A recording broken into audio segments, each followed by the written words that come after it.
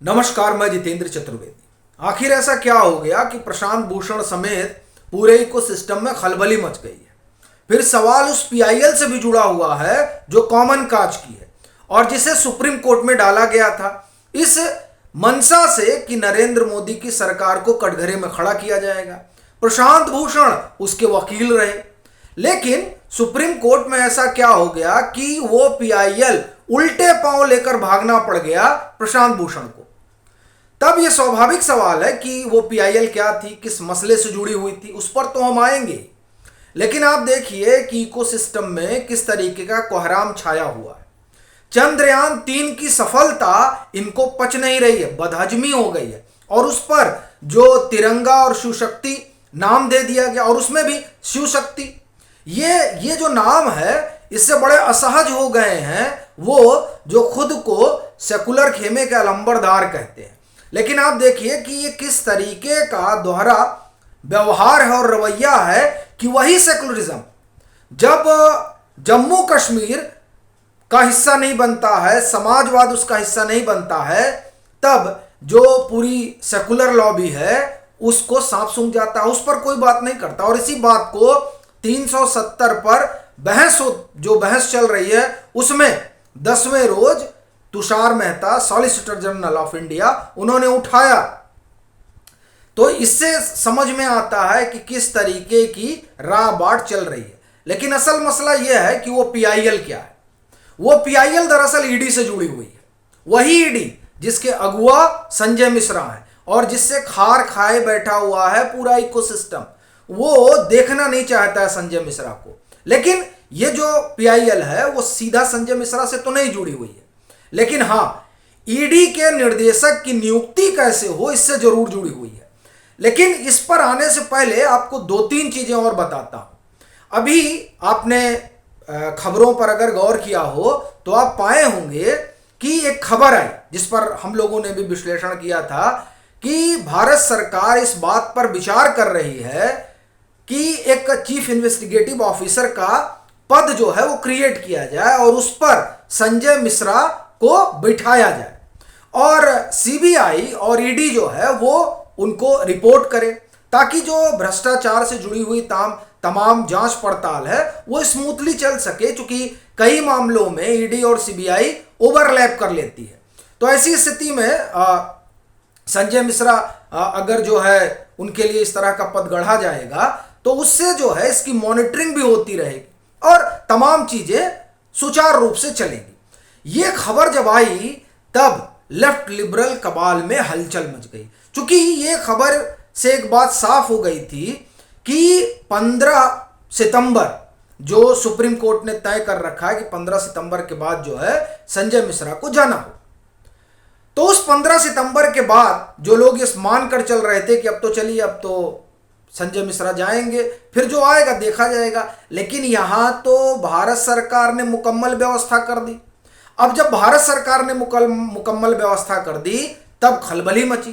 तब यह हुआ कि अब ईडी के डायरेक्टर को लेकर जो है वो बात छिड़ी जाए। आप कहेंगे कि अब तो जब संजय मिश्रा रहेंगे ही तो ईडी के डायरेक्टर को लेकर जिन्होंने पीआईएल डाला उससे क्या ही फर्क पड़ने वाला है। तो दरअसल इस बात को थोड़ा बारीकी से समझिए। पहले तो इस पीआईएल की मंशा देखिए और इसके लिए आपको जाना होगा थोड़ा और पीछे, जब मुख्य निर्वाचन आयुक्त और निर्वाचन आयुक्त की नियुक्ति को लेकर एक पीआईएल पड़ी थी और उस पीआईएल के जरिए यही कोशिश हुई थी कि दरअसल जो निर्वाचन आयुक्त और मुख्य निर्वाचन आयुक्त की नियुक्ति है वो ट्रांसपेरेंट हो। और फिर उस पर सुप्रीम कोर्ट की संविधान पीठ का फैसला आता है जिसमें कहा जाता है कि सीबीआई के डायरेक्टर की जैसे नियुक्ति होती है वैसे ही निर्वाचन आयुक्त और मुख्य निर्वाचन आयुक्त की नियुक्ति होगी। यानी प्रधानमंत्री, नेता प्रतिपक्ष और चीफ जस्टिस ऑफ इंडिया, ये 3 जो लोग हैं इनसे मिलकर जो बनी हुई कमेटी होगी वही चयन करेगी और फिर वो भेजेगी इस रिकमेंडेशन को प्रेसिडेंट ऑफ इंडिया के पास।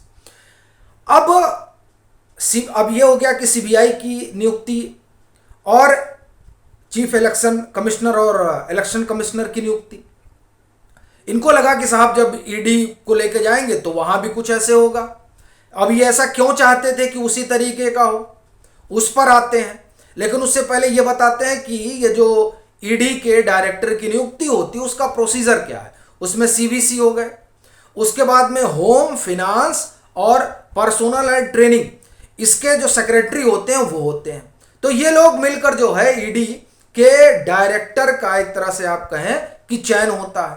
अब पीआईएल में ये तर्क दिया गया कि नहीं देखिए ये सब जो है, ये चूंकि इनकी नियुक्ति जो है जैसे सीबीसी की नियुक्ति होगी तो उसमें एग्जीक्यूटिव की भूमिका बड़ी होती है। तो ऐसी स्थिति में ईडी को बहुत ट्रांसपेरेंट बनाने की जरूरत है, क्योंकि ईडी का बड़ा दुरुपयोग हो रहा है। ये तमाम चीजें कही गई। अब ये सब बातें रखकर ये कोशिश हुई कि किसी तरीके से ईडी के डायरेक्टर की नियुक्ति का एक प्रोसीजर तय करा लिया जाए। अब प्रोसीजर तय हो जाता तो इन लोगों को आशा थी कि ये तमाम बातें बताएंगे कि देखिए अब इसका राजनीतिक टूल के रूप में प्रयोग हो रहा है, और जो है ये चूंकि प्रीमियर इन्वेस्टिगेटिव एजेंसी है तो इसलिए इसका निरपेक्ष रहना बड़ा जरूरी है, चूंकि इसकी निरपेक्षता पर ही अब आरोप लगने लगे हैं। इस तरह की तमाम बातें जो है सुप्रीम कोर्ट में रखी गई इस मंशा के साथ कि इसमें भी सीबीआई के डायरेक्टर वाला प्रोसीजर आ जाए, यानी कि जिस तरह से सीबीआई के डायरेक्टर की नियुक्ति होती है उसी तरह से ईडी के भी डायरेक्टर की नियुक्ति हो जाए। अब जब ये दोनों चीजें हो जाती तब ये क्या करते, तब ये कहते कि जिस सीबीआई और ईडी के डायरेक्टर की नियुक्ति प्राइम मिनिस्टर ऑफ इंडिया और नेता प्रतिपक्ष और चीफ जस्टिस ऑफ इंडिया कर रहे हैं, वो कैसे एक ऐसे व्यक्ति के प्रति जवाबदेह हो सकती है जो सीधे सरकार ने अपॉइंट किया है, और सीधे सरकार में वो भी सीधे वो पीएम को आप कहें कि ब्रीफ करते हैं। यानी यहां पर यह मसला खड़ा करने की कोशिश थी कि अगर ईडी के डायरेक्टर की नियुक्ति में सीबीआई के डायरेक्टर की नियुक्ति वाला प्रोसीजर आ जाएगा तब यह सवाल खड़ा किया जाएगा कि ये जो चीफ इन्वेस्टिगेटिव ऑफिसर वाला पद गढ़ा जा रहा है और जिस पद पर एसके मिश्रा को बैठाने की बात चल रही है, तब जो दो प्रीमियर एजेंसियां हैं वो प्रीमियर एजेंसियों के जो डायरेक्टर हैं वो कैसे एक ऐसे अधिकारी को रिपोर्ट कर सकते हैं। तब ये होता कि नहीं, अब जो चीफ इन्वेस्टिगेटिव ऑफिसर है उसकी भी नियुक्ति के लिए एक प्रोसीजर बने। तब तो ये पूरी कवायद थी, लेकिन उस कवायद को गहरा धक्का लगा। कैसे? ये जो पीआईएल पड़ी, इस पीआईएल को सुप्रीम कोर्ट ने कहा कि ये सब छोड़िए अब, और इस पर आप जो है आप इस सब पे ज्यादा ध्यान मत दीजिए। यानी अब इस पे जो है देखिए, as the bench was not willing to issue notice on the petition, Bhushan requested the court to withdraw the petition, which that court allowed। तो जब इन्होंने कहा किस तरह का प्रोसीजर होना चाहिए और तमाम चीजें, कोर्ट ने कहा कि ये सब मैं नहीं जानता, हम कोई नोटिस जो है वो इशू करेंगे नहीं सरकार को कि इसके जो है प्रोसीजर का एक तरीका होना चाहिए। यानी सुप्रीम कोर्ट ने यह तय कर लिया कि इस सब मामले में नहीं पड़ना है, ये कार्यपालिका का काम है, कार्यपालिका अपना काम देखे, जो हमारा काम है अपना काम देख रहे हैं। अब किसकी नियुक्ति कैसे होगी ये हमारे कार्य क्षेत्र के बाहर की बात है, किसकी नियुक्ति कैसे होगी वो सरकार तय करेगी। लग रहा है कि यही चीज रही, इसीलिए कोई भी नोटिस इशू करने से मना कर दिया गया। तब इनको थक हार के अपनी पीआईएल वापस लेनी पड़ी, और अगर खारिज हो जाती तो इस तरह की पीआईएल वो दोबारा नहीं डाल पाते। लेकिन ये जब इन्होंने विड्रॉ कर लिया तो इसका मतलब ये हुआ कि अभी यह अभियान चलता रहेगा। लेकिन जैसे पहले तमाम अभियान औंधे मुगिरे हैं, उसी तरह से आने वाले दिनों में भी अभियान के यही हाल होंगे, और ख़ास तौर से जब वो अभियान इकोसिस्टम के जरिए चलाया जा रहा हो तब उसका हश्र कुछ इसी तरीके से होता है कि पीआईएल उल्टे पांव लेकर भागना पड़ता है। आपकी अपनी क्या राय है जरूर साझा करें। मतांतर से नहीं जुड़े हैं तो जुड़ें, वीडियो को लाइक करें और खूब शेयर करें।